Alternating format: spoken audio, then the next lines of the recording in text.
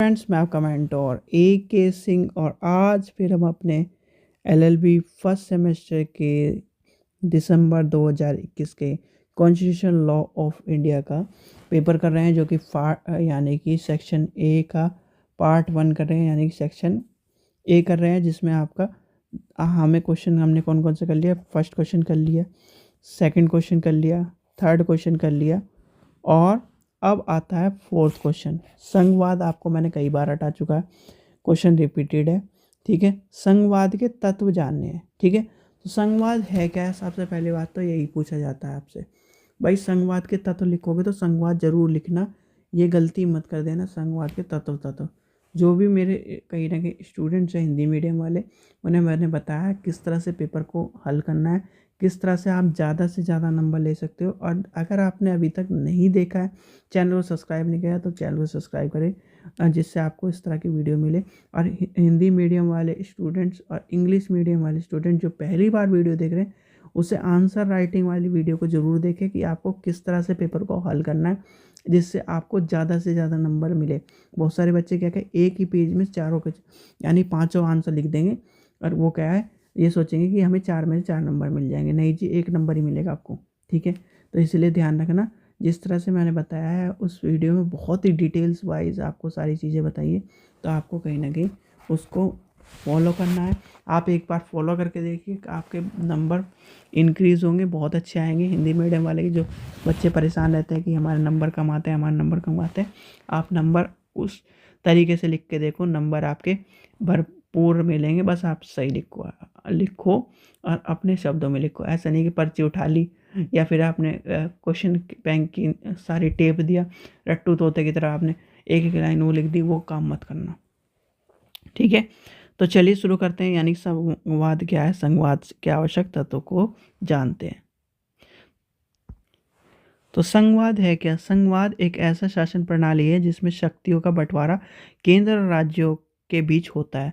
क्या होता है? केंद्र और राज्य के बीच होता है। ठीक है, अब संघवाद का आपको पता चल गया। संघवाद आप रट भी लिया होगा भाई, इतनी बार मैंने करा दिया। तो संघवाद के आवश्यक तत्व पूछा है। ठीक है, तो संघवाद क्या है? आपको डबल पॉलिटिक्स, डबल सरकार, डबल स्तर के रूप में देखने को मिलता है, जिसमें आपका क्या है भाई, द्वैध शासन प्रणाली कहेंगे हमसे। ठीक है, जिसमें आपका क्या है, सेंटर प्लस आपका राज्य को क्या कहेंगे, स्टेट, यानी कि केंद्र सरकार और राज्य सरकार। केंद्र सरकार के पास क्या है? रक्षा, विदेश नीति, ठीक है, और मुद्रा। इसके पास क्या है? इसके पास पुलिस है, कृषि है और स्वास्थ्य है। ठीक है, तो ये आपका क्या है, एक तरह से इस तरह से देखने के लिए मिलेगा कंबाइंड। लिखित संविधान होता है। ठीक है, संविधान कहीं ना कहीं लिखित होता है संघवाद में। ठीक है, ये क्वेश्चन आपको याद कर लेना है, इंपॉर्टेंट क्वेश्चन है। शक्ति, संघवाद आएगा जरूर, संघवाद के बिना आपका पेपर क्या थोड़ा सा अधूरा रहता है। शक्तियों का विभाजन, भाई एक आदमी के हाथ में, आप ये बताओ, आपके घर में एक आदमी के हाथ में एक पूरी शादी का, उसे खाना भी देखना है, उसे जो आ रहा है उसे उसका मैनेज करना है, कपड़ों का मैनेज करना है, टेंट का भी सामान लगाना है, सारी चीज़ उसके हाथ में दे दें, तो कहीं ना कहीं आपको देखना है कि मिलेगा कि वो काम अधूरा छोड़ रहा है, कंप्लीट नहीं कर पा रहा, टाइम पे कंप्लीट नहीं हो रहा। तो इसलिए क्या हो गया, एक यानी कि आपने देखा होगा कि जो बड़े हैं उनके हाथ में पैसों का चीज़ें रख देते हैं, जैसे कि आपको मैनेज करने का, खाने का देखने के लिए कहते हैं जी जैसे बड़े हैं कि आप सर खाने का देख लो, फूफा जी आप ये देख लो। जो एक तरह से स्टूडेंट लाइफ में स्टूडेंट है, बच्चे जो यंग एज के हैं, उन्हें कह देते हैं कि मेहमानों को ले आओ। ठीक है, तो इस तरह की चीज़ें होती कि नहीं होती, जिससे क्या होता है, सब चीज़ें सुव्यवस्थित रूप से चलने जाती है, आपको शक्तियों का बंटवारा देखने के लिए मिलता है। फिर आता है संविधान सर्वोच्च है, संविधान से ऊपर कोई नहीं है। संघवाद कहता है कि संविधान से ऊपर कोई नहीं है। कठोर संविधान है, भाई कठोर संविधान का मतलब ये है कि ऐसा नहीं कि मुंह उठाया और बदल दिया संविधान को।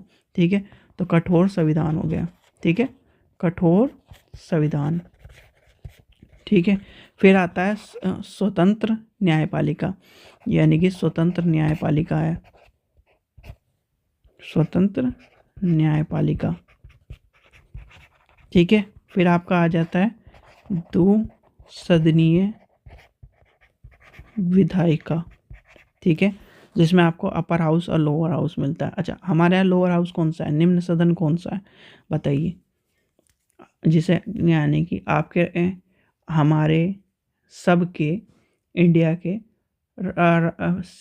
पीएम कहाँ बैठते हैं, तो वो क्या हो गया, लोअर हाउस। अपर हाउस कौन सा हो गया, राज्यसभा। राज्यसभा अपर हाउस होता है और लोअर हाउस होता है लोकसभा, क्योंकि ये सब चीज़ें आप नॉर्मल सी है, तो सब चीज़ें आपको पता होगी, ग्रेजुएशन में आपने पढ़ी रखी होगी पॉलिटिकल साइंस में, ग्रेजुएशन में भी ना पढ़ी हो तो 12th में तो पढ़ी होंगी, ठीक है।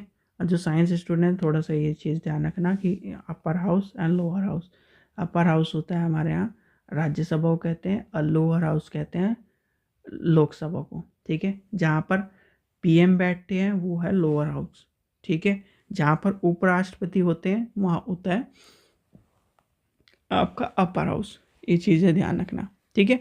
तो आपका क्या हो गया, संघवाद क्या है, संघवाद आपको पता चल गया, संघवाद के तत्व पता चल गया, संघवाद की आवश्यक चीज़ें आपको देखने के लिए मिल गई। और जो भी स्टूडेंट नए हैं वो आप क्या है, चैनल को सब्सक्राइब करें, वीडियो को लाइक करें, शेयर करें, और टेलीग्राम ग्रुप को ज्वाइन करके रखें, और आंसर राइटिंग वाली वीडियो ज़रूर देख लें, जिससे आपको कहीं ना कहीं चीज़ें देखने के लिए मिल जाए।